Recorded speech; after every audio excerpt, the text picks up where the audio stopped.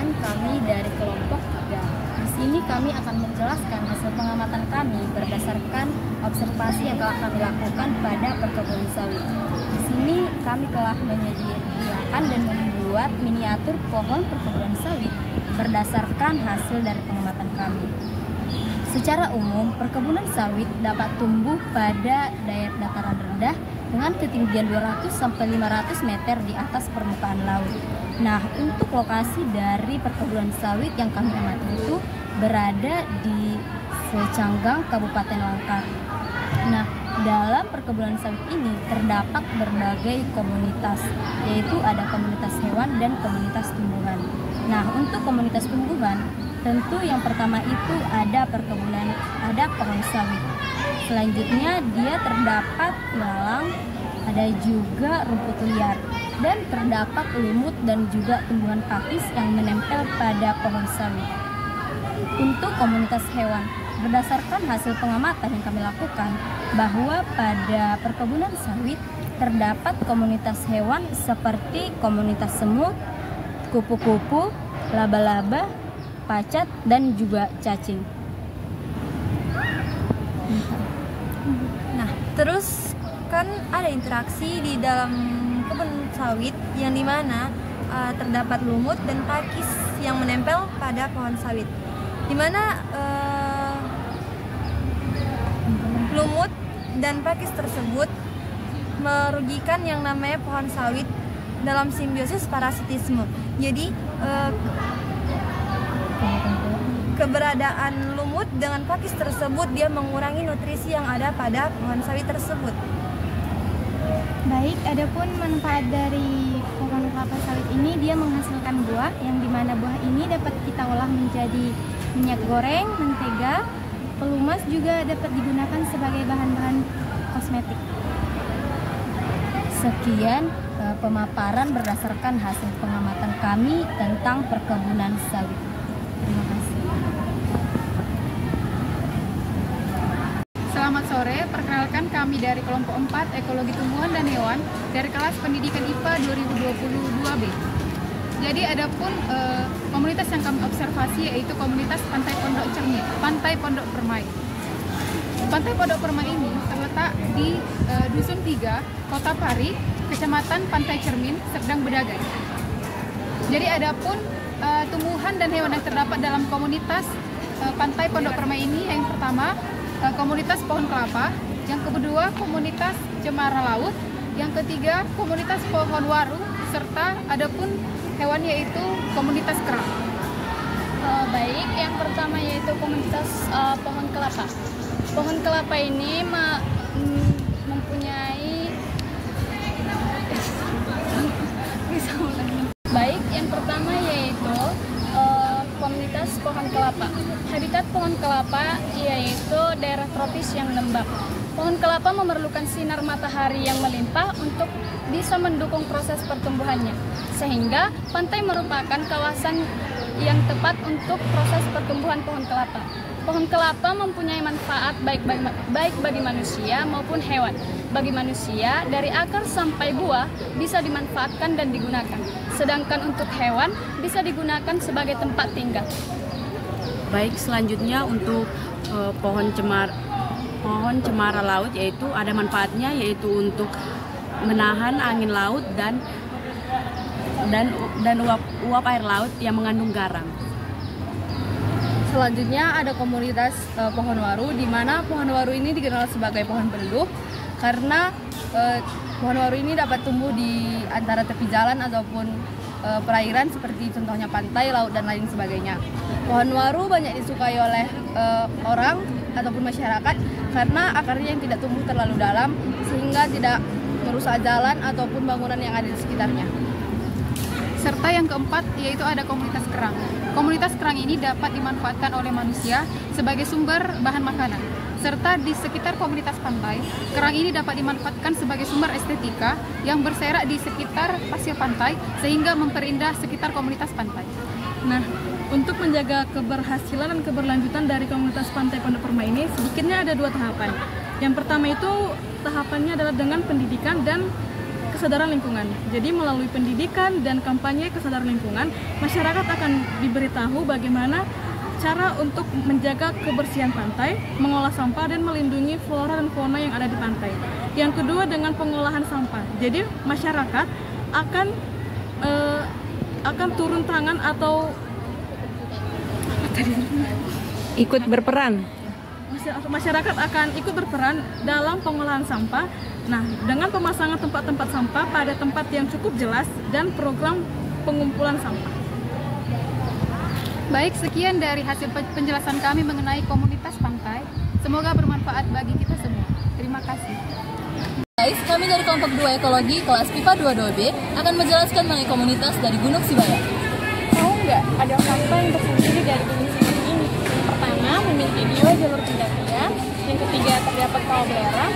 Dan untuk sampai di puncak gunung memiliki waktu 2 jam loh. Mulai dari kaki gunung sampai puncak gunung. Nah, jadi ketinggian Gunung Sibayak itu memiliki 2.172 meter dari permukaan laut. Nah, ada pun juga jenis-jenis hewan yang terdapat di Gunung Sibayak itu ada monyet, ada kupu-kupu, ada babi, ular, dan juga burung. Nah, tahu nggak sih jenis tumbuhan apa aja yang terdapat di Gunung Sibayak? Nah, yaitu ada pakis hutan, ada pohon pucuk merah, ada lumut, ada pohon cemara, dan ada pohon pinus. Nah, setelah mendengar berbagai fakta dan jenis-jenis dari tumbuhan maupun hewan dari Gunung Sibayak ini, Gunung Sibayak ini tentu memiliki manfaat bagi tumbuhan dan hewan maupun bagi masyarakat sekitar pegunungan ini. Nah, yang pertama itu manfaat bagi hewan.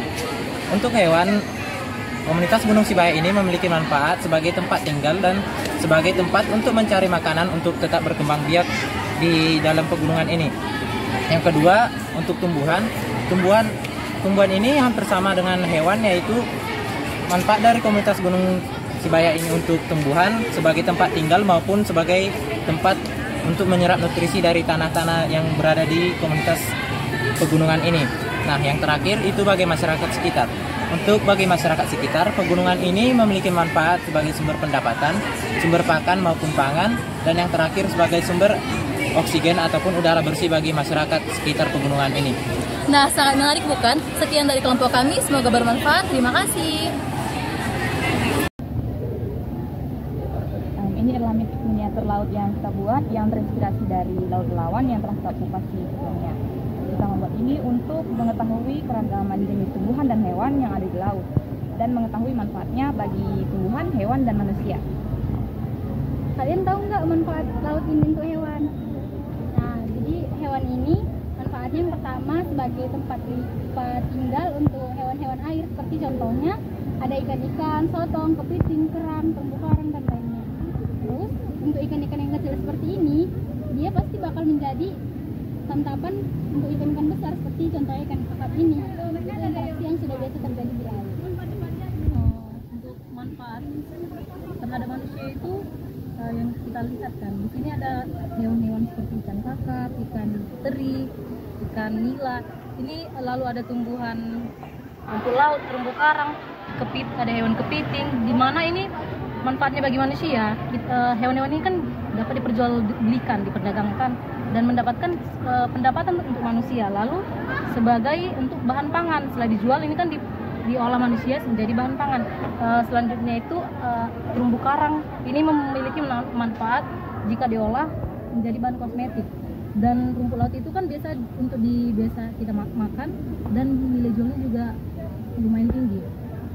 Nah, selanjutnya ada terumbu karang yang sebagai sumber makanan bagi makhluk di laut. Lalu untuk tempat tinggal hewan-hewan di laut, tempat berlindung, dan tempat berkembang biak. Terumbu karang yang ada di laut memiliki manfaat sebagai bahan baku obat dan kosmetik. Lalu ada rumput laut. Rumput laut bermanfaat untuk menyerap karbon dalam jumlah besar, meningkatkan kualitas air laut, memperbaiki kualitas oksigen dalam laut. Nah, seperti yang kita ketahui, banyak sekali manfaat laut ini yang diberikan kepada kita, terutama manusia, hewan, dan tumbuhan di sekitarnya.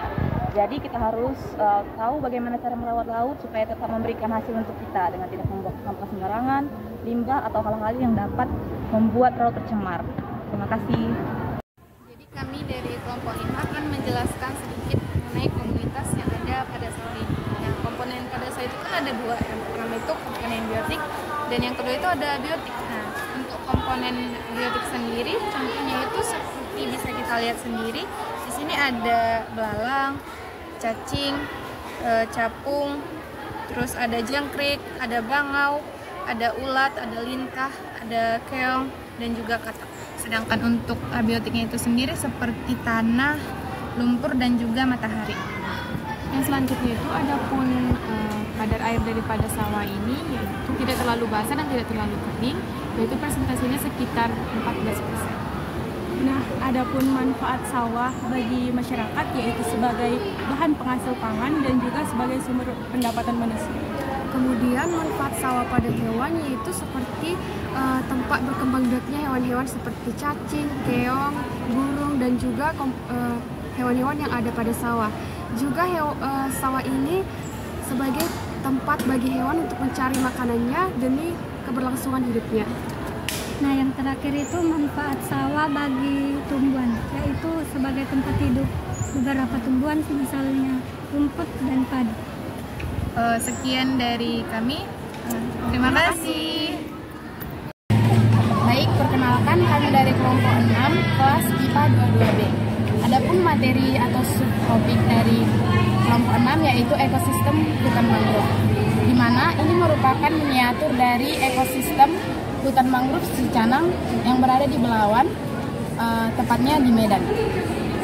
Adapun manfaat hutan mangrove bagi tumbuhan dan manusia yaitu mencegah terjadinya erosi dan abrasi.